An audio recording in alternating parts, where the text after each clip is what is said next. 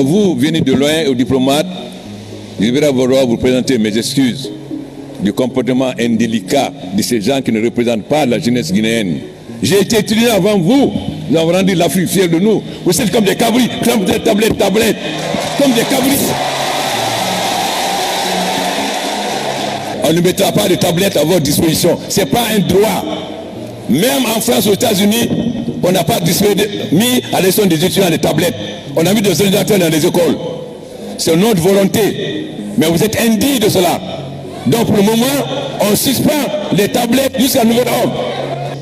Moi, vous ne me pressionnez pas, vous pouvez sauter jusqu'à demain, ça ne me fait ni chaud ni froid.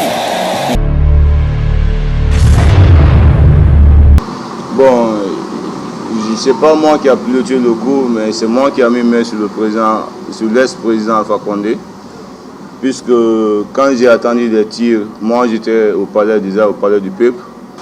Ceux qui disent que je suis malade, c'est que c'est les Guinéens qui sont mal intentionnés, qui ne sont pas contents de notre action. Alors je ne peux pas les suivre souvent, quoi. Je n'écoute pas tout ce qui se dit de moi.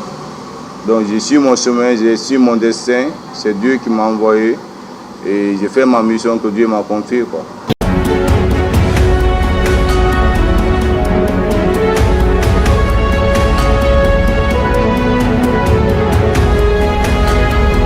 Et c'est ainsi qu'arrive le jour du 4 septembre 2021, la veille du coup d'État. Alpha Condé est rentré depuis quelques jours d'un voyage non officiel en Italie où il a rencontré un ami entrepreneur italo-érythréen du nom de Makonem Asmaron.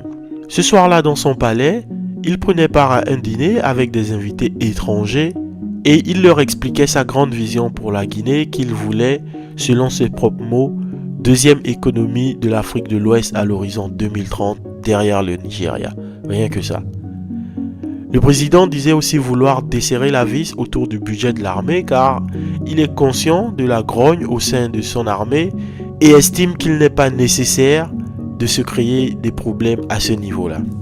Sauf qu'il était déjà trop tard et le réveil allait être brutal. Après la soirée, Alpha Condé, dont l'entourage savait qu'il vivait seul et avait du mal à s'endormir, se retrouve une fois de plus seul dans son palais, ne parvenant pas à trouver le sommeil avant le petit matin. Il faut dire que Alpha Condé ne s'est installé au palais présidentiel qu'après une tentative de coup d'État qui a soufflé une partie de sa maison. Sa femme, Djene Kaba, vit ailleurs dans la ville tandis que son fils unique, Mohamed, réside au Costa Rica. Voilà oh denu kanye voilà voilà oh bla korondo kanye voilà voilà denu kanye voilà bla korondo kanye voilà oh denu kanye voilà oh yelo denu kanye voilà denu kanye voilà bla korondo kanye voilà oh voilà oh yelo denu kanye voilà voilà denu kanye voilà la korondo kanye voilà oh denu kanye voilà oh bla korondo kanye voilà voilà denu kanye voilà la korondo kanye voilà oh denu kanye voilà oh yelo denu kanye voilà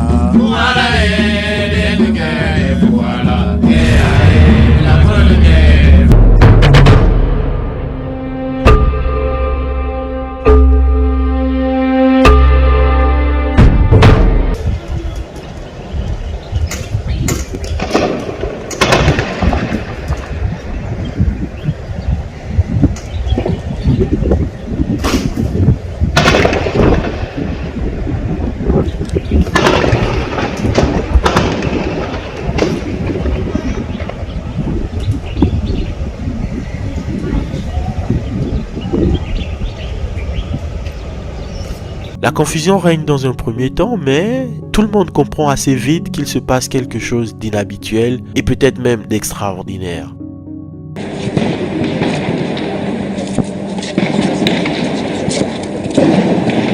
Le groupement des forces spéciales, bien organisé et lourdement armé, avait lancé une opération ciblée pour renverser Alpha Condé.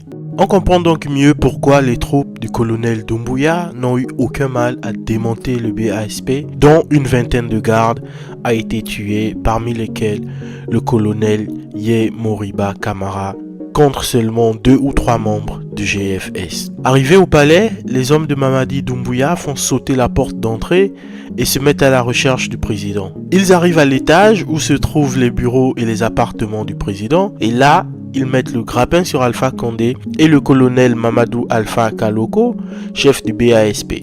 Alpha Kaloko et le président sont vite maîtrisés et menottés. Si vous bougez, on tire, leur crient les soldats.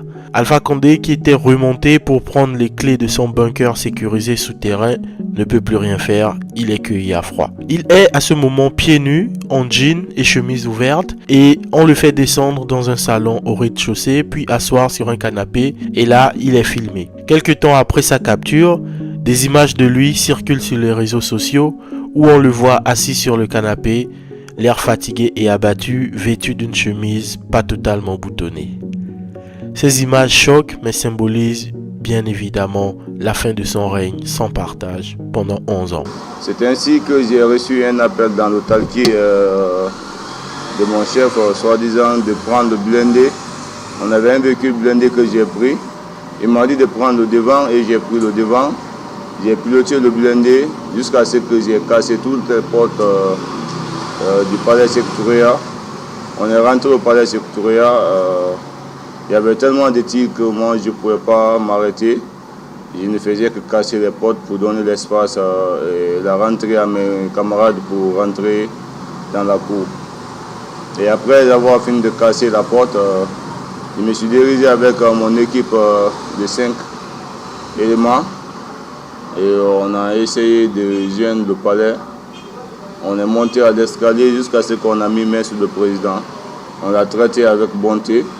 Moi, je lui ai dit que je suis venu pour l'arrêter parce que les Guinéens souffrent beaucoup et les choses sont dures en Guinée. Ce n'est pas pour lui faire du mal, on l'a traité comme en bonté. On l'a envoyé là où on devait l'envoyer. Et je lui ai toujours rendu compte à mon chef hiérarchique et j'ai su les instructions de mon chef. C'est pourquoi nous sommes là où nous sommes aujourd'hui. Bon, quand nous sommes rentrés, moi personnellement, je ne l'ai pas vu dans la chambre. Il n'était pas sous le lit. Parce que le lit était vide. Même en bas du lit, on a vérifié, il n'était pas là. C'est après avoir fait certains fouillages que je l'ai trouvé dans le bureau. Il était dans son bureau? Il était dans le bureau, mais il n'était pas visible après avoir cassé la porte de son bureau. On a vérifié et on a trouvé qu'il était un peu cassé. Alpha Condé est clairement abasourdi, perdu et aussi en colère. Il ignore royalement les militaires quand ceux-ci lui demandent « Est-ce qu'on a touché à un seul de vos cheveux ? On vous a brutalisé, Excellence ?» Pas de réponse d'Alpha Condé. Toujours fidèle à lui et à sa ténacité, il refuse de démissionner. Les militaires lui avaient pourtant préparé une lettre de démission. Il n'a plus qu'à la signer, mais il froisse la lettre et la jette sans même la lire. Un militaire lui dit alors « Monsieur le Président, ça ne va pas, c'est pourquoi nous avons fait ce coup d'État. » « Comment ça ne va pas ?» répond Alpha Condé. « Moi, je veux m'adresser à mon peuple, c'est le peuple qui m'a élu. » Ça ne va pas parce qu'il fallait faire ça. Il faut pas que quand nous allons sortir, la population va nous soutenir. Vous savez, monsieur le professeur, soyez populaire. Personne ne vous fera de mal. Mais comme vous-même vous avez dit que à cet état, vous n'êtes plus le président de la République. C'est pour l'accord de ce film. Moi, je ne sais pas le cœur. Mais si le même peuple souffre. Mais est-ce que les gens ne souffrent pas dans leur pays avec ces Vous savez comment les gens souffrent au Sénégal, encore Côte d'Ivoire? Ils n'ont pas les mêmes conditions que nous. Quelles conditions? Vous savez combien de gens souffrent? Vous savez les efforts que moi j'ai fait pour que ce pays avance? Mais pourquoi ça n'avance pas? Mais quand je suis venu, quand tu n'étais pas dans la sécurité? Mais est-ce que c'est le gouvernement? Attendez, le gouvernement ne me sert pas. Ça provient de c'est qui? C'est l'État. Qui vous envoie? Il n'y a pas de gamme dans les études là. Demandez. C'est la nouvelle de la Dans le cas, soit petit, il paraît que ça ne fonctionne pas. Non, c'est le courant. Et la bouteille qui sont en mer, le bateau qui est inverti. C'est pour compléter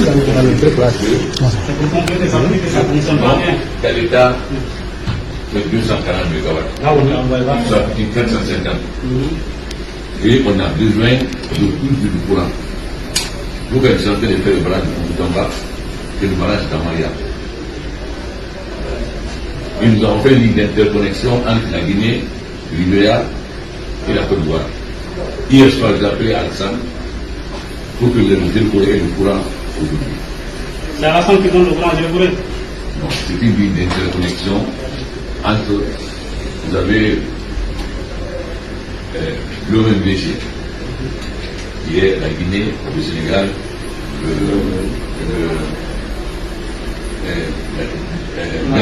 Gambie et Guinée-Bissau. Vous avez l'OMVS, qui est la Guinée, le Mali, le Sénégal et la Mauritanie.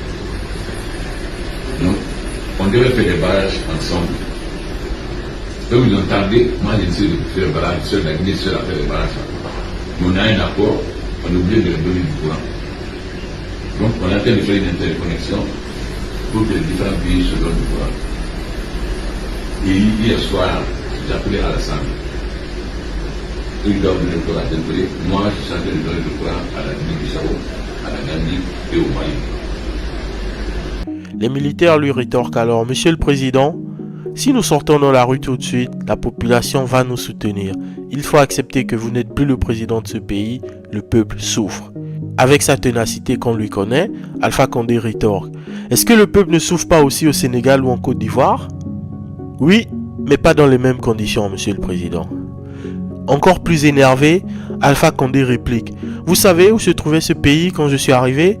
Vous savez l'effort que j'ai mené pour que le pays avance? Alpha Condé ne comprend clairement pas pourquoi il se retrouve dans une telle situation, mais il ne sert plus à rien de débattre de toutes les façons. Il est face au fait accompli. Peu après, le lieutenant-colonel Mamadi Doumbouya fait son apparition à la télévision nationale et déclare que le gouvernement est officiellement renversé.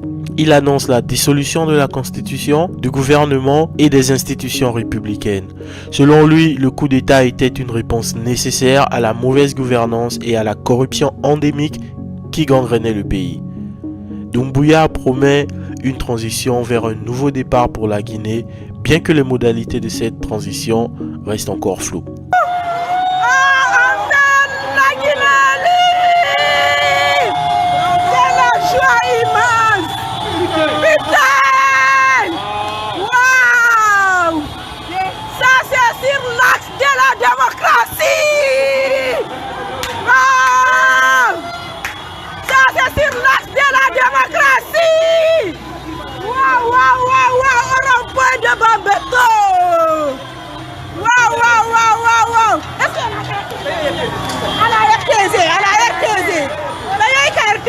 Voilà.